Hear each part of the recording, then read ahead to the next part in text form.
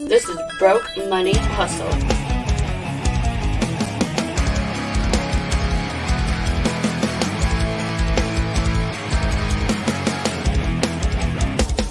And now, here's Broke Money Hustle with Trico and Erik.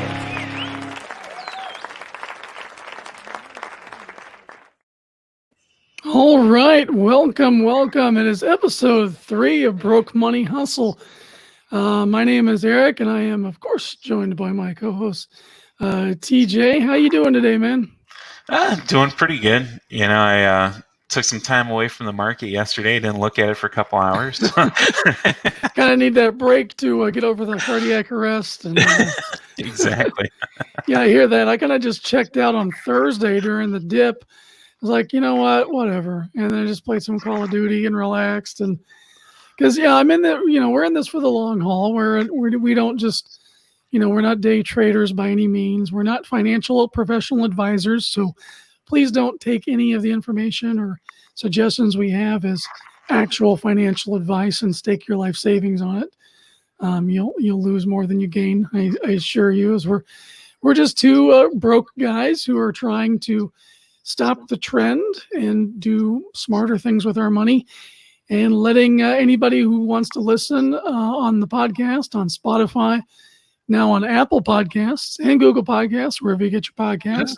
We're everywhere. Everywhere, yeah. So wherever you want to listen to us, you can follow our journey as we try to invest in the market, try to save money, pay ourselves first, and just generally kind of grow wealth with what we do have. We still do live in the greatest nation on God's green earth. We have more opportunity than 99% of the rest of the population. And even if we don't, even if you don't have a lot of means, by changing some behaviors and habits and learning to tell yourself no, you can start to actually grow what you do have, and leave some more for your children in the end. Anyway, so that's kind of what the goal of this show is, trying to explain things to people who are on our level, who, we didn't go to school for this. We're not bankers. Thankfully, we do still have a soul, and we're just trying to grow what we have. So this past week was turbulent, to say the least. It was a good, here's what it's like to be in the market. A whole year's worth of turbulence in 1 week, kind of reminding us of March when. I got in right after the big dip we had in March, kind of seeing the writing on the wall, and like, you know what, I need to take advantage of what's coming my way the best I can, and try to keep some of it. I don't know about you. How long you been doing this on Robinhood and whatnot? Robinhood probably maybe a month now, and it was funny. This week it's kind of like the honeymoon's over. Like up until this point, most of my stuff's been in the green. I'd have one or two problem childs in the red, but for the most part, everything was going up, and I'm like, oh man, I'm a financial whiz. I'm like some type of financial savant. And then this week just hit me, and I'm like, oh wow, this is reality. Yeah, no kidding. It was quite dramatic myself. I'm just like, I saw my balance go down $200, almost a full $200 between my Acorns account, which we're going to talk a little bit about Acorns in a minute, and my Robinhood account. And it's like, I don't know. I was like, should I sell some of this? And I'm thinking, no, that's a bad idea. You do not sell on the dip. You buy on the dip. Exactly. So I tried to take advantage. I had a little bit of money left over in savings. I bolstered my holdings in NVIDIA, which has been a great payoff for me. NVIDIA is a really good growth stock so far in tech. And so I shored that up. I got into my favorite airline. I bought one share of Southwest Airlines on their low of the day. Not the lowest low, but one of their peak lows. So those should be some good growth for me. I'm happy to add those to the portfolio. Did you buy anything on the down? Yeah. It was nice because I started kind of messing around with Robinhood about a month ago, and since then, a lot of the stocks I was kind of keeping an eye on went up about $5 since I originally started watching them. but now since everything was going back down, a lot of the stocks kind of went back down to what they were, previously. So I bought some more Coca-Cola shares. They're down to around 45 and some change now. They were around like $49 for a while. And Coca-Cola, they do pretty consistent dividends. They're around like a 3% dividend yield. So I was like, well, I'll get some of those. Especially after this week, I really started looking at being more of a dividend investor instead of a day trader. I'm still going to try and do like every day kind of pick a stock to do a day trade, get in, get out kind of thing. But for the most part, I think before I was kind of buying, kind of growth day trade penny stocks and everything, but holding on to them too long, like I was a dividend trader or something, like I'd buy these where, I'd buy them for $1 and they'd go up to $2. And then instead of selling them at $2, I'd be like, oh, well, they're going up, I'm going to keep them. And then next thing you know, they're down to 90 cents and I'm losing money. So yeah, and it's a learning process. It's like anything else, whether you're drawing or playing basketball, you don't kind of get on the court and start doing slam dunks right away, So I just kind of took it as like, well, this is a good learning week, and some things were kind of on sale, when you think about it. Ford, I bought a couple shares last week when it was up like $7. I think it was like $7.81 when I bought it. This week it went down. I picked up some more shares. I think for $6.32 is what I grabbed some more shares for. They're another good stock. They got a dividend yield and everything. So I started. One thing I didn't think about was I started buying some.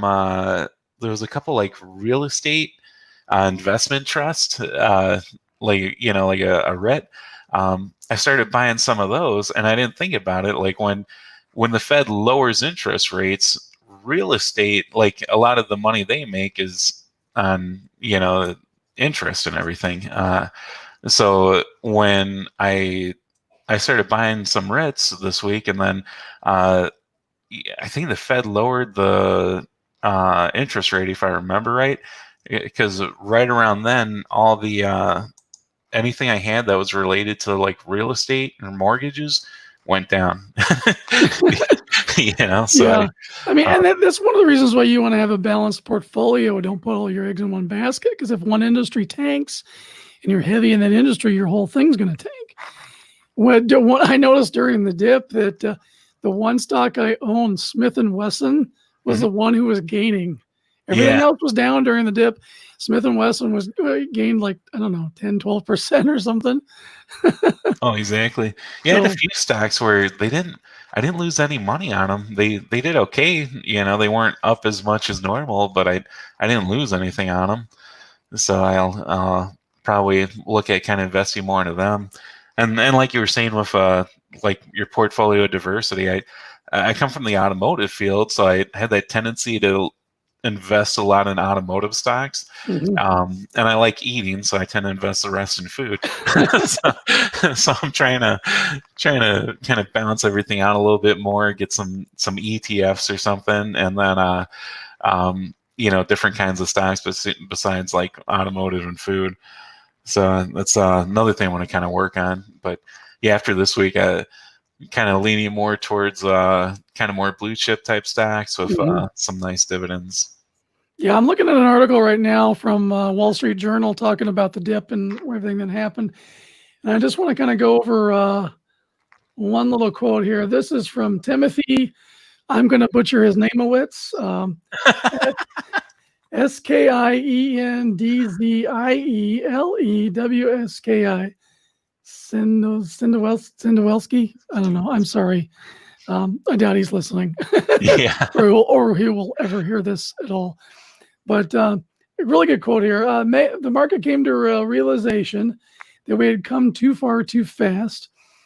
He's a portfolio manager for U.S. equities at Aberdeen Standard Investments. we're still in the very early days of reopening the economy. The employment situation is very precarious, and there's no playbook for reopening the economy after a multi-month shutdown. And yeah, he's definitely on point there. We're seeing a trend where, because the Fed and the Treasury are so involved with what's going on with the market, because they're really just inflating the market right now to keep the economy afloat, and they really can't stop, because if they do stop, we're going to have a deflationary crash, which would lead to a hyperinflation on the rebound side of that. And nobody wants that. We don't need, to use a wheelbarrow to pay for a loaf of bread. Exactly. That's for those of you who are interested in history, look up the Weimar Republic of Germany before World War II, and they went through currency inflation like you wouldn't believe. And we're hoping that we won't be repeating their mistakes. But this is the thing where it's a knee-jerk reaction by the market. Jerome Powell came out and said, things aren't as rosy as we'd like them to be, and there may be a second thing of Corona coming out, and that caused the market to panic. But you buy on the downs, and everybody sold on Thursday. They did buying on Friday. We had a nice little rebound, still not quite up to where we wanted to be, but I think, and sad to say, largely depending on the news of the day is where the market's going to go. So you're just going to have to ride the wave for long term, or decide you're going to be a day trader and have anxiety all day as you buy, sell, buy, sell, buy, sell. That's not something I want to do. I want to be a long-term trader, make wise choices as the companies I'm buying. And another thing in the news this week was Hertz Rent-A-Car, which I'm considering covering this on the next show for one of my Date, Marry, Kills, probably Date. Hertz Rent-A-Car, $2.65 a share. They were just got approval to release more shares. I think $1 billion worth of shares or something crazy like that after they're in bankruptcy. So I'm not sure if this is a good idea or a bad idea, but their stock surged on Friday based on this news. And it might be a good, at least for a date, like a short-term date gain with them releasing more stock and having to buy. TJ, you got any input on this? Yeah, I'm with you. I'd probably do it as a date. Yeah, it's hard to say, because as the economy kind of opens up more, people are traveling more, and also as people are driving more and crashing their cars and needing to get a rental car, it might go up more, because it was something I was kind of thinking about too, along with you on Friday and stuff, was well, everyone likes Uber and Lyft, but if people aren't going to use Uber and Lyft for like a long-term thing. Like if you're on vacation for a week, or your car's in the shop for a week, you're not going to Uber every day. It's going to cost you, pretty much $20 every time you take a ride anywhere.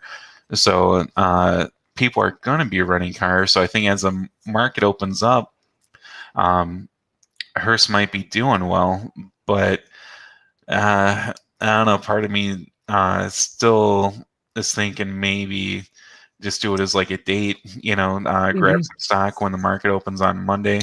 It's at what, $2.65 a share right now.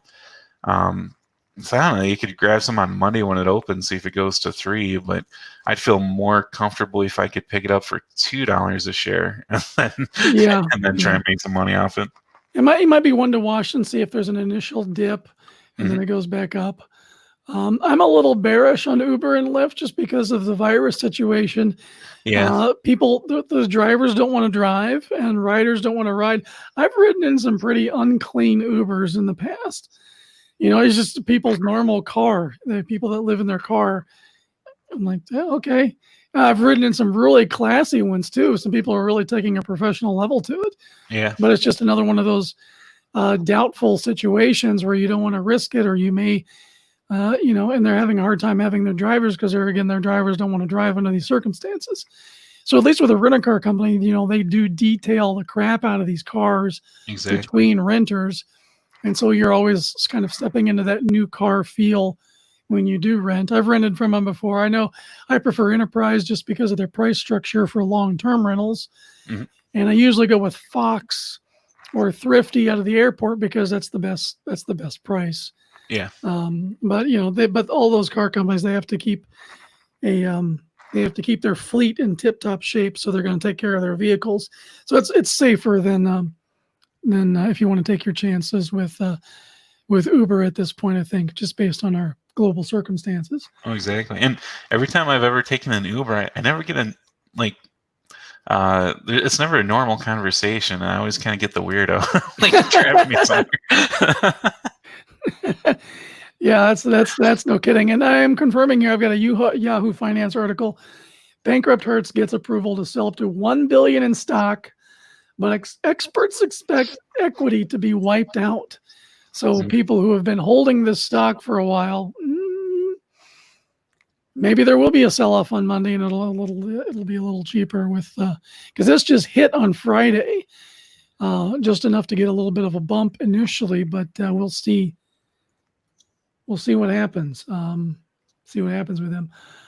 Okay, so as we're kind of wrapping up our stock talks, we do have a term to define today. TJ, what's our term for this week? This week it's dividends. You got a screen for me? Oh, to share. Yeah. Let me do a screen share here. Let me maximize this so it takes up the entire screen. There we go. And do a screen share. Awesome. There we go. Cool.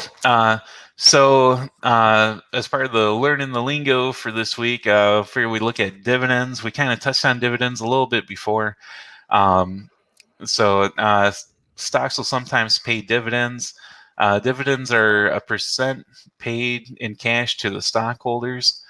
Dividends can be reinvested through drips. It's like basically like a reinvestment program where instead of getting cash, you can actually use your dividend to kind of buy a little bit more stock in the company. It's a way for companies to create demand for their stock because, if I told you like, hey, if you give me $50, I'll give you, $1.50 in 3 months, and chances are you'll give me $50. So, yeah, no kidding. So, and to get a dividend, the stockholders have to buy the stock before the ex-dividend date. You can sell it after and still get the dividend, but you have to be on the books before the ex-dividend date. Yeah, and I wouldn't recommend buying something just before the dividend date and then selling it because you're going to end up losing money. Exactly. Anyway, because of the stock price fluctuation. Dividends are an encouragement to long-term investing in a company. And I know I'm going to be continually working on, like, especially with my NVIDIA. I just got my 11-cent NVIDIA popped up on my Robinhood is coming as a deposit. So I'm going to keep growing my investment in that company to keep growing that dividend, and looking forward to that. So again, it says you can be reinvested through DRIPS. What does DRIPS stand for? I should have pulled it up. It's like dividend hold on, let me make sure. It's something like dividend reinvestment. Something. Like a dividend reinvestment purchase system, if I was just taking a guess. Oh, yeah. Dividend reinvestment plan. They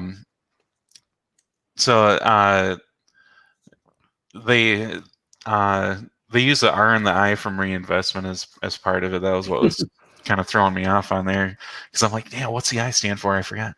You got to have a cool acronym no matter what. So you got to play with it. Yeah, it's like anyone that watches the Marvel movies, SHIELD, they go way out of their way to make the acronym SHIELD work. Yeah, no kidding.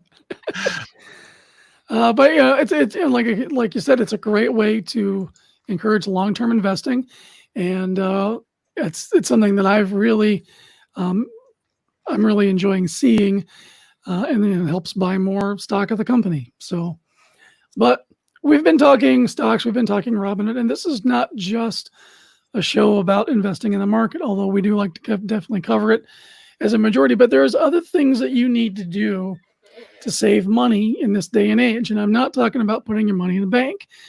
Putting your money in the bank is probably the worst place to put your money, especially since banks, as we covered in our debut show, are no longer required to hold cash in their vaults as a subsequence of making long-term loans. So let's just say there's a worst case scenario where there's a kind of a run on the banks. People are scrambling to get currency. There's no guarantee that your currency, the Federal Reserve note, is going to be there in any large quantity. So what do you do? What are some other ways? We're going to touch a little bit on gold and silver because TJ is finally dipping his hat into that arena. But we're going to talk about another way of investing in the market that's not putting up with buying and choosing individual stocks, watching the market, deciding when's a good time to get in, get out. You really want to set it and forget it scenario. And for that, we are talking Acorns. Now, I did have a guest lined up for today, but unfortunately, he is stranded on a mountain fighting a bear, and there's no cell phone signal. So we're going to try to get him on Monday to tell us about his Acorns experience, because he does cover the full gamut of what you can do with Acorns. And Acorns is really kind of supplementing the banking system with its own network. And basically what it is a series of ETFs that Acorns has set up. And that's where your money is deposited, and that's where your money is invested in. Now, the chief way that Acorns does this is through you do a monthly investment. I do $10 a month, but you can do as little as $5, I think. And that comes straight out of your bank account, your checking account. So that goes into your investment, but then also roundups occur. And what happens is anytime you, like, let's say through this Acorn app, you can link your debit cards, your credit cards, any bank cards that you have to this, so that you go to the grocery store, you spend $72.64 on groceries. You're buying a lot of beer, Kleenex, and milk. And then what happens to that spare change? Well, with Acorns, your connected accounts rounds it up to the nearest whole dollar and puts that into your money market fund. Now, you can set your money markets to be conservative, which means safe, which means a lot more bonds that are government insured, not as many small company technology stocks, more large blue chips, really relatively safe bets that are going to give you a lower return, lower growth. Or you can go as high as fully aggressive, which is large company volume, small company stocks, tech stocks. A lot of S&P 500 stuff is in there. And it'll grow a lot faster, but then you take on more risk. But anyway, this is a really good system that helps you set it up, forget about it, and come back and say, oh, hey, look, this is growing. Now, my account did take a dip on Thursday because it is tied to the market, but pretty much everything has been recouped. And during March, when we had that big downturn, because I've been in Acorns now for a year and a half, going on closer to 2 years. One of my friends at my church, who is a financial planner, I'm looking to have him on the show at some point. He had told me about it, and I had wanted to do some sort of savings, some sort of investing, and it seemed like a no-brainer because you don't miss the change. I thought, maybe there may be a slight difference, so I might need to close this out because, the spare change and all that. We've never missed it. And my wife and I, we live hand to mouth sometimes. We live paycheck to paycheck, unfortunately. But with our normal spending habits, buying groceries, paying the bills, that's another thing. All of your bills that you pay with your debit card, you're saving money on those because it rounds it up to the whole dollar. So at every juncture that you spend money, you're also paying yourself. And that's one of the big things that we really encourage here. That's what any rich person will tell you. Pay yourself first. Don't pay yourself last. Because if you pay yourself last, there's not going to be any money left over to pay yourself. Now, TJ, you just recently signed up. What caused you to do that? Just I like the idea of it. Like you said, it rounds up stuff to the nearest dollar. So I'm like, well, I'm not going to miss it. Like if I go to the gas station and in my car I can fill like $24.65 in gas, it'll round it up to 25, so it kind of makes my record keeping to me easier. And then so if it's like $24.65, it'll put 35 cents into the Acorn account. I'm not going to miss it. I'm not even going to know it was gone or anything, you know? Mhm. And so I like that. Also, since it seems to do mostly with ETFs, we talked about ETFs last week, and I'm a fan of those. Plus, like you were saying, how it dipped down and then pretty much immediately corrected. It's kind of like you have a team of day traders just making sure you don't lose any money. Yeah, exactly. So, I figured I set it up like right before the show. It's real easy to set up too. I like it, and I never use cash for anything. All my house bills are taken out of my banking account every month. So I noticed when I was setting it up, it was rounding up a lot of the transactions, like a lot of the bills that were due Friday. It was rounding up a lot of those numbers already. Mhm. So kind of already getting some money in there, 19 cents here, 77 cents there.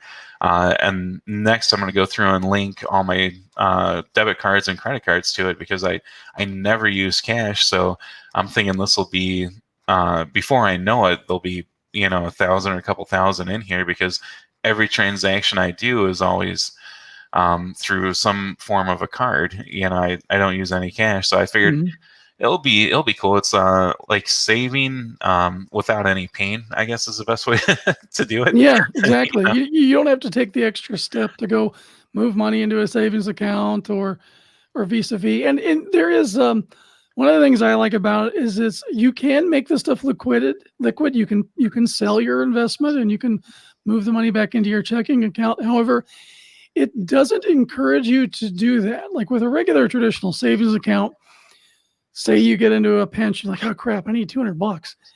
It makes it easy to get from a regular savings account. You just go to your ATM. And that has its drawbacks because it makes it easy to drain that as well. Because you're like, well, I want to go out to eat, so I'll just get $20 out of savings, But you'll keep whittling it down. Well, this has the opposite effect because if you do sell, you may risk paying capital gains, because with any stock sale, if you make a profit, the evil government wants to take its hand and stick it in your pocket. Uncle Sam has to get his cut. Got to get the mob has to get its cut. That's the protection money. That's Exactly. protection money. So you do incur fees there if you do sell out. So it does encourage long-term savings, and that's really the key here. Plus, the platform has lots of other services built into it that I think make its regular fee structure pretty reasonable. So look at the plans up here on the screen. Again, that's acorns.com. And the light membership is $1 per month. And that basically gets you the money market and the ability to use their platform. The all-in-one package, the personal package, that gets you access to the checking account and the IRA. So there's a lot more long-term savings and retirement and all of that stuff built into the platform. You get a debit card. So you can really use this as an alternative to a regular bank if you want to. And again, your money is invested into the market and has a much better chance of growing at a 6%, 8%. Heck, I've been getting 12%. It's almost average 12% on an aggressive account up until the crash. So it's been really good. And like I said, I think I touched on this the first episode. My wife and I are using Acorns to save for our trip to Japan. Our 20th wedding anniversary is in 2023. We want to get over to the land of the rising sun, and we want to spend a couple of weeks there. So we are really hoping to use this account to pay for our trip. And so far, it's been a great way to save for that. Now, we are not just Acorns and Robinhood sales pages. We don't get any money from them. These are the programs that we just happen to use, we happen to like. And of course, if they want to become advertisers, we welcome that opportunity. There'll be affiliate links in the description of the video where you can jump on. With Acorns, if you sign up, you'll get $5 for free just for signing up. That goes automatically into your account. And for Robinhood, you'll get a free stock. It's a fun little scratch-off ticket, and that'll kick you off on a Robinhood account. But I do want to bring in some criticism of Acorns because we want to be completely transparent here. So I have a review from 2020, a 2020 review of Acorns from NerdWallet. And if you've never been to NerdWallet, it's a pretty decent financial website. It's a good place to find reviews of companies for finance. That's how I found Freedom Debt Relief, which is a company I'm using to take care of some old business credit problems and some other issues. And they'll recommend credit cards, all this other stuff, and they have really good reviews. So we're going to take a look at their review of Acorns, pros, cons, and how it compares. Right away, they give them a 3.5 out of 5 stars. And their bottom line is Acorns merges the robo-advisor model, means a set it and forget it model, with an automated savings tool, making it easier to build a nest egg. But whether Acorns flat fees are a pro or a con depends on your account balance. $1, $2, or $3 a month sounds cheap, but it can be a high percentage of assets for investors with small balances. Now, I really understand their criticism here, because if you can only afford to put $100 in this thing, paying $1 a month to keep $100 in there, that's a decent chunk, of your money there every month to keep it there. But the whole point about this is growing, and the fee scale, depending on your balance, actually balances out and is pretty good once you start getting larger balances in there. And that's really their only criticism, is the fee scale. They say it's best for hands-off investors, which I highly recommend. If you don't want the hassle of buying and selling stock or doing any other things, if you just want something to just do it once and forget about it, this is great for that. And also those who struggle with savings, with money. And again, it has this kind of built-in hedge against just taking the money out for every little flim-flam thing. And it really encourages that long-term plan. Excuse me. I really should have my cough button working again. And you get, it goes through the expenses. It goes through, it kind of rates the 7 ETFs that they use. Not really according to them, it's not a big portfolio mix. But again, your risk is going to be based on how you tailor which ETFs, like if it's going to be aggressive or if it's going to be more conservative. Where it shines is the automated approach. It's a really good tool for mindlessness. Again, set it and forget it. But there's other tools too that I'm excited to tell you about. And that is their found money tool. Let me get a drink of water here. Yeah, I noticed that button on there. What is that? So Acorns as a platform is also a shopping platform, and they've partnered with some 350 companies, and the list keeps growing. And there's everything you can think of in there. Where if you launch the store website, like let's just say Walmart, for example. If you launch the Walmart online store from within Acorns, then you will get found money coming back into your Acorns account. And I've noticed that stuff that I already do, like Pretty Litter, for example, for cat litter, they pay me back $2 a month on my monthly subscription for cat litter through the Acorns app. So there's just about any company you can think of that you would regularly do business with, including buying gas, shopping for makeup, shopping for food. They're partnered with Acorns, and you can actually get money back on top of the money that you would spend using the debit card to make the purchase. So again, it's like layers of reinvesting tools and saving tools built into this thing. I do not have their IRA, and I do not have the debit card. Hopefully, when I can reach our guest to talk about it, he's really got heavy into it, and he has all of those things. So he'll shed some more light on that in an upcoming one. But I mean, eBay is in here, Uber Eats. Like I said, Walmart will give you 1% on your purchase back. Airbnb, 1.8%. And streaming services too. They have Yep. well, recently I just got Disney Plus. Not recently, but in the last few months we got Disney Plus, and I did the year subscription. I wish I would have waited. I could have used this and probably got some money back on it. And Hulu's on here. I've been having Hulu for probably a year now, so I got to figure out how I can re-sign up with Hulu through here so I can get something back. Yeah, it might be a good idea to just cancel everything, re-sign up through Acorns just so you get the and these work like dividends, having this stuff pay you back. Nike, if you want to go out and buy some outrageously overpriced, uncomfortable basketball shoes, 5% back and 5% on a $300 pair of shoes. That's a good little chunk of money coming back into your account. So for my example, I'm reading off of my app here. In the last 30 days, I've saved an additional $57.01. And that's $57 I don't miss. I haven't missed it. I haven't had to not pay a bill with it because it's the spare change of your regular spending habits. It's great. Now, like I said, I don't have as much involvement in it as Ryan would have, but I have been using it for a while. So if Trico, if you've got any questions, I can do my best to stumble through them. I'm just still kind of looking through.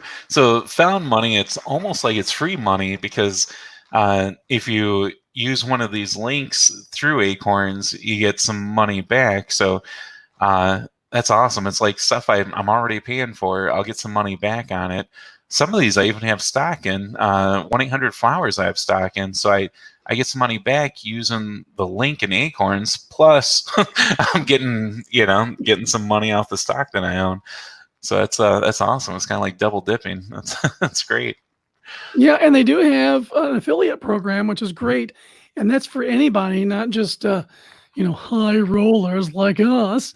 Yeah, so if you have a good network of friends and family, get them encouraged in savings, and you'll get $5 for each person that signs up through your affiliate link. And it's like I said, it's a great way to build off of everything. They have Acorns Later. This is another thing. It's part of the $3 tier. This is their individual retirement account. So again, more for long term. Acorns Spend is their checking account, and there's some more benefits there. So even though NerdWallet kind of marks them down a little bit from a full 5-star ratings based solely on their fee schedule, I really think you're getting a lot for the money. I know for my bank, I am limited in savings from 5 withdrawals a month, and I get charged $5 for each one after that. So, if I have to save my money and take it out, I'm paying a fee there. You're paying fees for your checking account. So, there's nowhere you're going to go where there isn't fees. And I really think the amount of services that they are providing here and the simplicity of it is worth the $1 to $3, depending on the plans that you're in. So hopefully, TJ, you'll have a good experience with it and can report back later on. I'm really happy with mine. Like I said, it's been a great savings tool. We do have a question coming in from our man, Varian. Awesome to have him popping in here in the chat with a question. So let me... is it about Wizard stock? No, it's not about Wizard stock, although we do need to have him talk about that. Yeah. So he says, are investments in collections too high a risk? Coins, stamps, comics, etc. They're somewhat cheaper to get into. And that's a great segue, because another thing that TJ, you just told me about is you're starting to look into bullion and coins and stuff. And that's something that I've been in for just a little while, but happy to talk about that. So, let's kind of break this question down as far as other investments. Because again, what you're talking about is you're saving currency or you're investing in assets. Assets have the growth potential. What is an asset? An asset is real money like gold and silver, pieces of a company, stocks, large groupings of stocks like a mutual fund is an asset. Comic book collections could be an asset if they appreciate well over time. Coin collections, obviously, especially ones that still have original silver, original materials in them. Stamps, other collectibles certainly can be considered assets. Your home is your asset. It's probably Real estate. the Yep. biggest investment you will ever make in your life is buying a home. And that is an asset that can appreciate over time. So it's really just, these are places to put your money to grow, and you're also getting some benefit out of. So with a house, you have the benefit of living there, and you're potentially wanting it to increase in value so that if you decide to move to another house, another state, you can sell that and make money on that in long-term investment. Comic books, for example, are another thing, especially Silver Age, Golden Age books that are graded. And again, I've seen this in the market with if you find a good piece of investment grade comic book or toy, having it graded and preserved, that kicks up the value of it exponentially as a collectible. So if you really want to make it as an investment, you've really got to take that other step and start getting stuff graded. AFA for action figures and toys,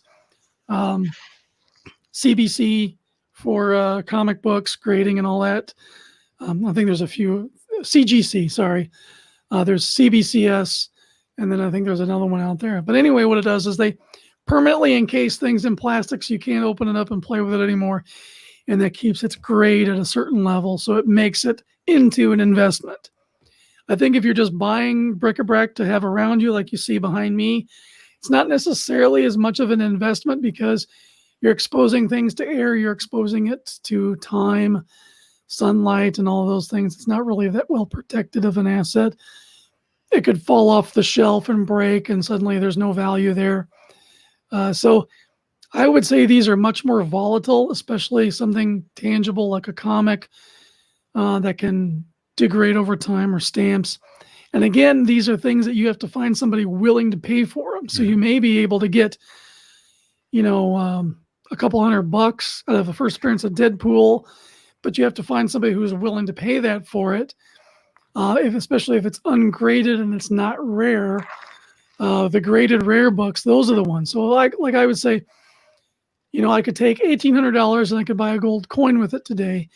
I could also take $1,800 and I could buy like a 6 or 7.0 first appearance of Wolverine that's graded and slabbed. And, which one of those is going to appreciate more? Who knows? It depends on the value of the dollar and whether or not people are looking to pick up that book and they want that for their collection.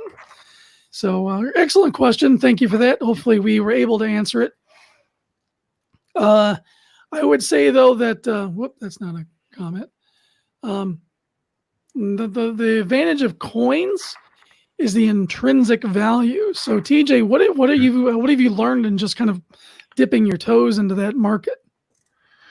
Kind of like you were saying with the comic books, a lot of the ancient coins, like I've been looking at a lot of ancient Roman coins, and there's kind of that intrinsic value in what people are willing to pay for it. So if you're a huge fan of ancient history and especially Rome, you're willing to pay more for them, but you have to find a collector, someone that wants to pay what you're asking for it.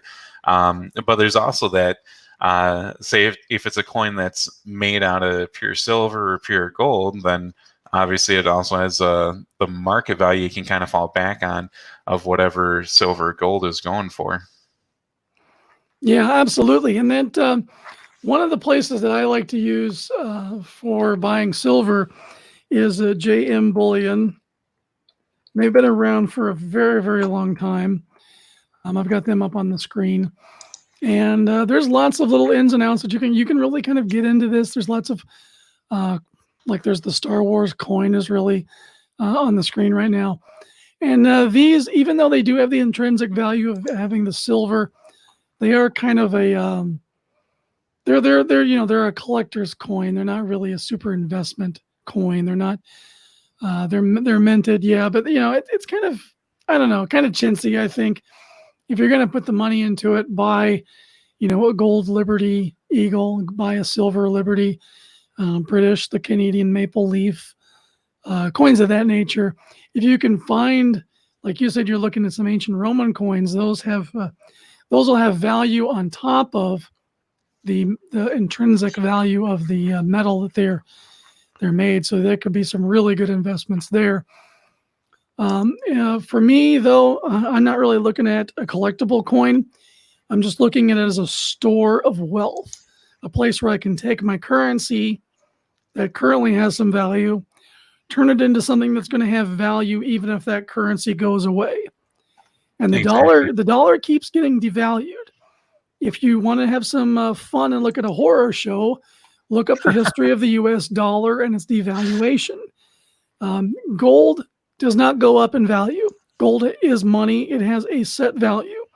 The price of gold goes up because the dollar goes down. That's the balancing act. And at some point, gold will step in and rebalance the dollar, which is where you get hyperinflation from.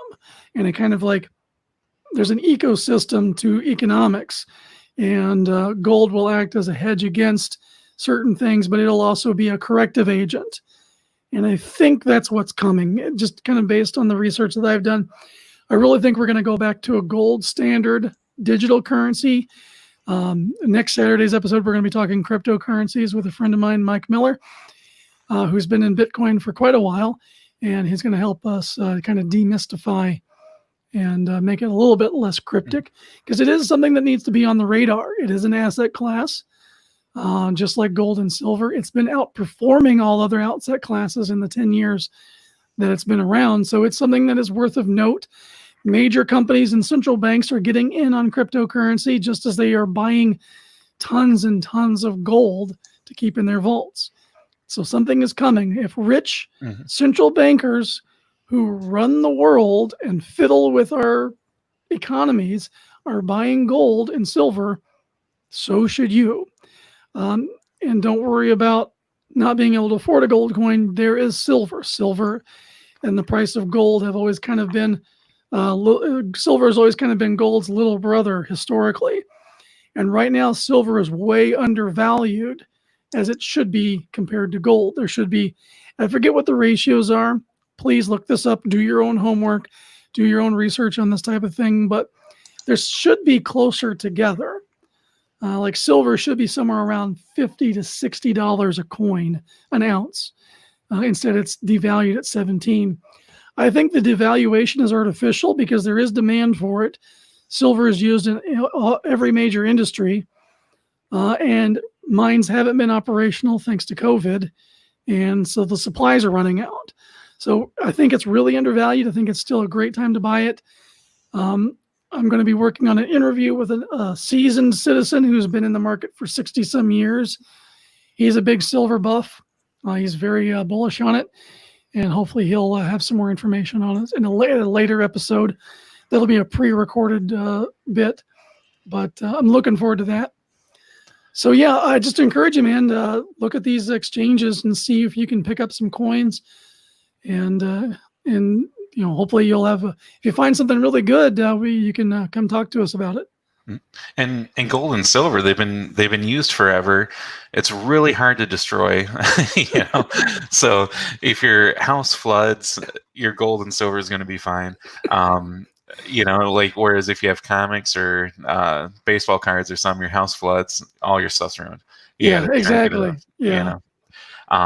And also, I mean, even if the house burns down, you might have a lot of gold and silver like slag around your house from it melting, but it's still there. It's not going anywhere. Yeah, it's definitely still worth it.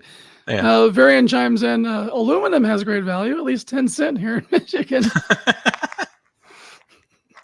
Thank you for that. That's hilarious.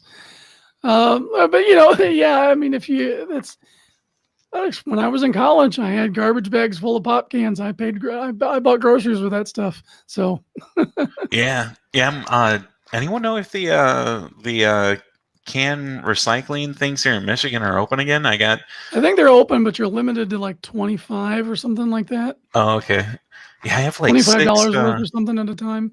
Oh, okay. I probably have more than that. I have like 6 big contractor bags of cans and bottles to return that are out in the garage from our quarantine here in Michigan. Nice. That's awesome. Well, you just have to chip away at it a little bit at a time. Yeah. Until things get back to more normal. Yeah. Part of my investment portfolio now. What do you invest? I got a pile of cans out back. Hey, you never know. It's if things change, if things get worse, we could be like the prison system where a currency is cigarettes, and Yeah. you just never. It's all about what people are willing to pay for something that sets its value ultimately. And you can say that about gold and silver, but the thing about gold and silver is they have time on their side. Mm-hmm. Bitcoin is doing really well. Bitcoin's been around for 10 years. Gold and silver have been around since the planet was created, since civilization started making money. It was gold and silver. Exactly. It's codified in our Constitution. We like to ignore that all money should be gold and silver, nothing else. That's actually in the Constitution. So, leave it to the progressives like FDR and then later Milhouse Nixon to ignore the Constitution entirely and get us finally off the gold standard to our detriment. But I mean, that's another discussion for another time. We are near the end of our episode. We are going to be wrapping things up here. I really want to thank everyone who's tuning in. If you're listening on Spotify, Google Podcast, Apple Podcasts, or anywhere you get your podcasts, please leave us a like, a comment, however the system works. Give us 5 stars, give us a rating. We're trying to build this up as a really good place for information for those of us who are just, regular broke folks living paycheck to paycheck, trying to encourage those behaviors that allow us to save and grow our wealth and do more. We like to do things on here like our date, marry, kill, where we pick some stocks to look at.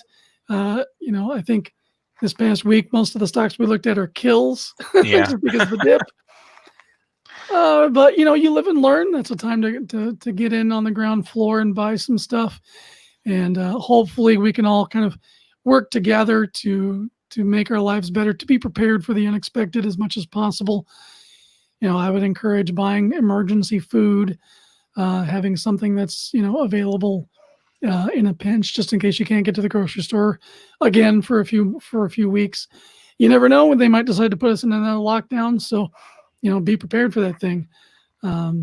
We've got one more comment before we exit out of here.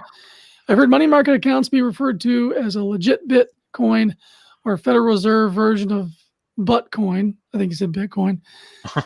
Can you guys explain? Well, you know what? We're going to be having an episode all about cryptocurrency next Saturday. So we'll touch on what that is. The big difference here, to explain between the difference of these, is that crypto is 100% secure and 100% anonymous.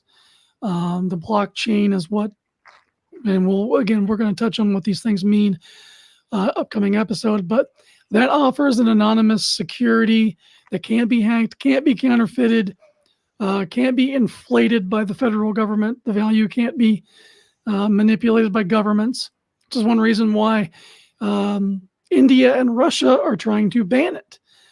They use the cover of this being payment for illegal activities, but really governments can't control its value and manipulate it. So that makes it an empowerment for the people. And they can't have that in totalitarian type regimes or central planning regimes. So again, that's a discussion for another episode. TJ, you have anything you'd like to say before we leave? No, hopefully everything opens up, or when the market opens up again on Monday, everything goes back into the green, and I'll free up some more money so I can buy some of these. I'm checking out that JME Bullion site. I got to get some of the silver and this gold, like silver and gold bars. I think that'd be cool just to have silver and gold bars around my house. Yeah, I got a 1 ounce silver bar. It's kind of neat. I've had that on hands for a while, and the trouble with those is they're not quite as, I forget the term, but you can't really make change too well with a bar. Like the coins come in different increments. Like I want to start getting the 1/10 gold coins because I think those are going to be better for if you ever need to use those for buying and selling. And they're cheaper to get in on, because again, this is broke money. Don't have $1,800, but you might at one point have $200. Buy a $200 coin. That coin could be worth 10 grand in the future, or at least double what it is now, and you can use that for creating wealth in whatever the new currency is, because it'll, like I said, it's never going to be worth nothing. Exactly. All right, everyone. Thank you again for tuning in. This has been Broke Money Hustle. Again, we are not professional advisors. Please do not take what we are saying as gospel and go out and blow your life savings on stock and Hertz rent-a-car or anything like that. We're just or on comic books. or on comic books or coins or whatnot. Do your own homework. Talk to professionals before you make any big moves. And we will see you on the next one. Please subscribe to us wherever you find your podcasts. Thank you. This is Broke Money Hustle.